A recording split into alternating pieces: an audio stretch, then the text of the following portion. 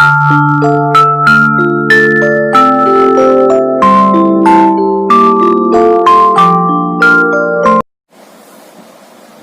are going to discuss about the mechanism of translation. Translation is the process of protein synthesis from messenger RNA. Okay, so what is the definition of translation? Translation refers to the process of polymerization of amino acids to form a polypeptide. Polypeptide means protein. Protein is the polymer of amino acid. So we can say that amino acid is the monomeric form of protein. Next point is the order and sequence of amino acids are defined by the sequence of bases in the messenger RNA. Okay. To understand this point, we see an example. Here, I have drawn two messenger RNA and two proteins. Can you say what is the difference between these two proteins? The difference is the sequence of amino acid is different. Okay, here it is methionine, phenylalanine, then tryptophan, but here it is methionine, then tryptophan, then phenylalanine. So these two proteins differ from each other due to the presence of different sequence of amino acid. Okay, why does this happen? It happens because the sequence of amino acids are determined by the sequence of bases in the messenger RNA. Here we can see AUG, it is a codon. Okay, three nitrogenous bases together form a codon. Okay, so the AUG codes for methionine, triple U codes for phenylalanine, and UGG codes for tryptophan. Okay, so here it is the sequence of amino acid. But in the second messenger RNA, AUG has coded for methionine. Then comes UGG. Here it was UUU. That's the difference. The difference in the sequence of codons causes the difference in the sequence of amino acids. Okay, have you understood? Okay, let's go to the next point.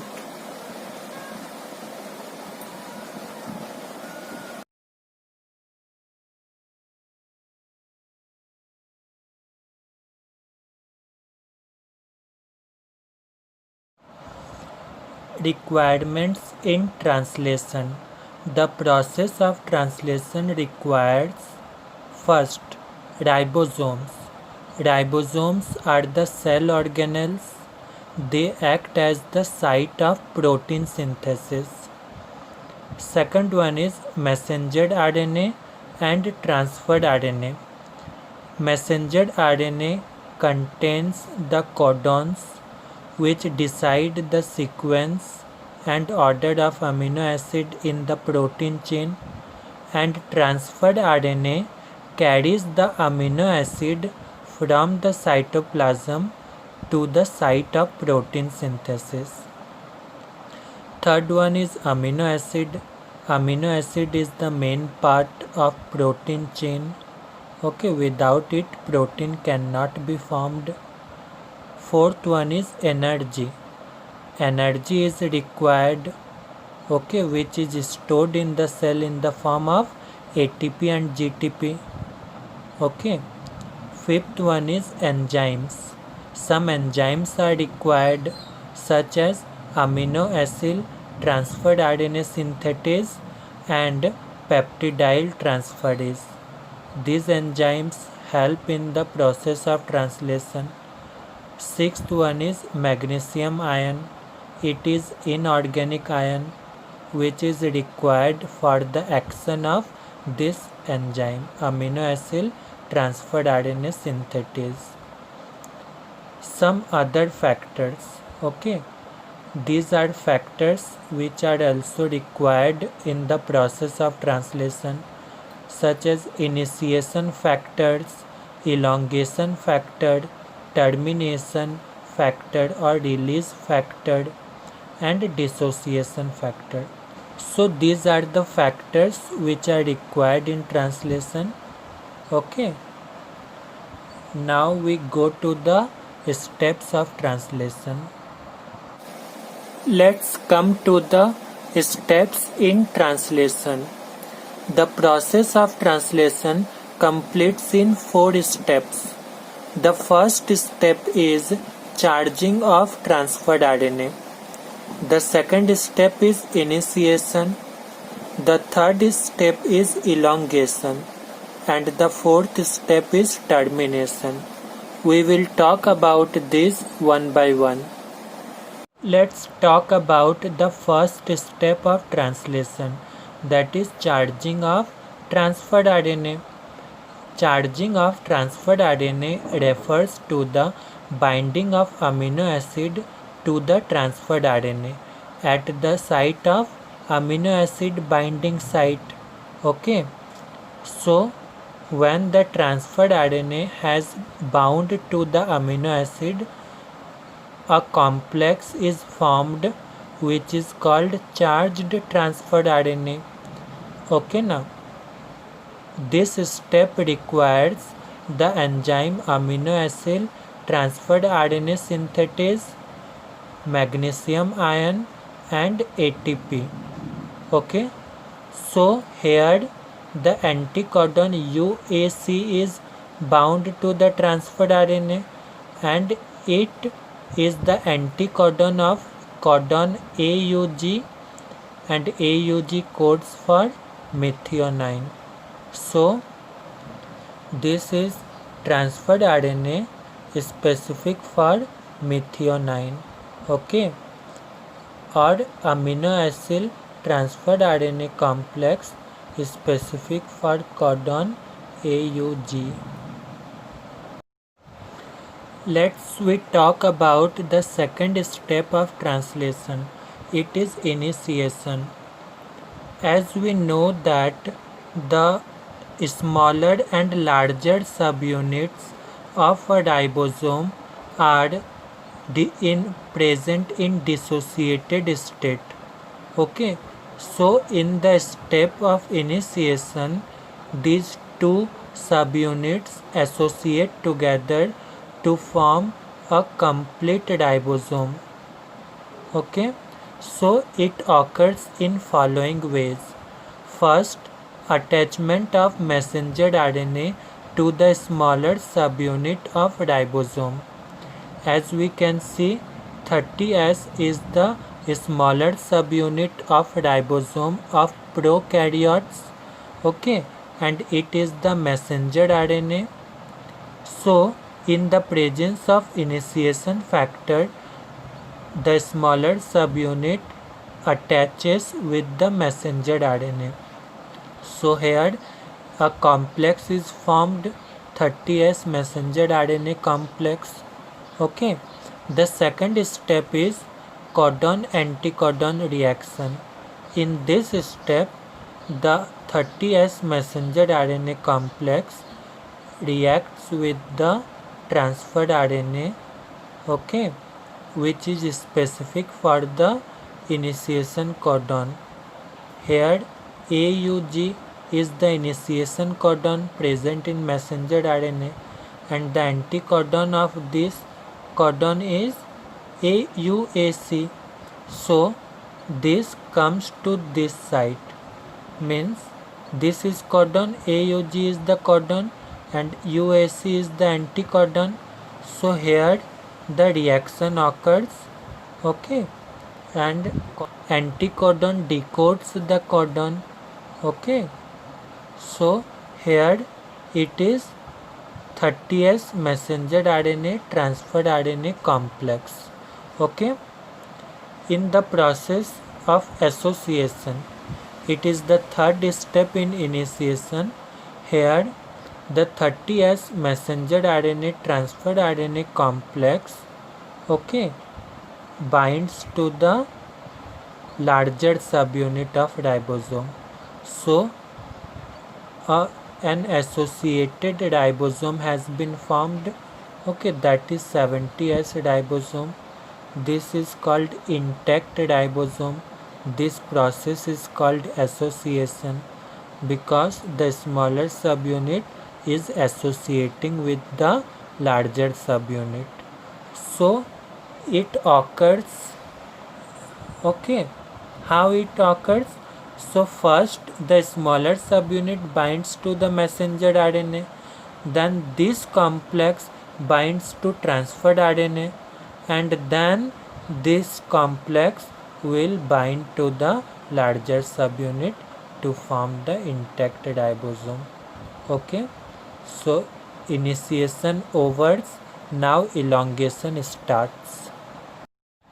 Let's we talk about the third step of translation, that is elongation. Elongation simply means the elongation of protein chain by the addition of amino acids. Okay, so what happens? Here we can see it is the intact ribosome, okay, in which the messenger RNA and charged transferred RNA are bound, okay. It lies at the P site of ribosome, okay now. So the second codon is triple U, okay. So according to this codon, the charged transferred RNA will enter the A site of ribosome, okay. So tell me which charged transferred RNA will enter the ribosome. Here it is triple U. So the anticodon for this is triple A, okay now. So this, out of this charged transferred RNA, this will enter the ribosome, okay. So see what happens. The triple A, okay, anticodon, the transferred RNA having anticodon triple A has entered the ribosome. Now the amino acid are there, okay now. So peptide bond will be formed between this amino acid. So for this the enzyme peptidyl transferase enzyme is required, okay. It will form the bond between this amino acid. After the formation of peptide bond, this transferred RNA will become free. Let's see how. Here, the methionine has formed bond with the phenylalanine, and phenylalanine is attached to one transferred RNA. So this transferred RNA has become free because methionine is not there, okay. So it comes out through the E site of the ribosome. Similarly, all the codons are decoded by the anticodon and the amino acids bound together and the protein chain gets continuously elongated, okay. So this is the elongation process in which the protein chain is getting elongated.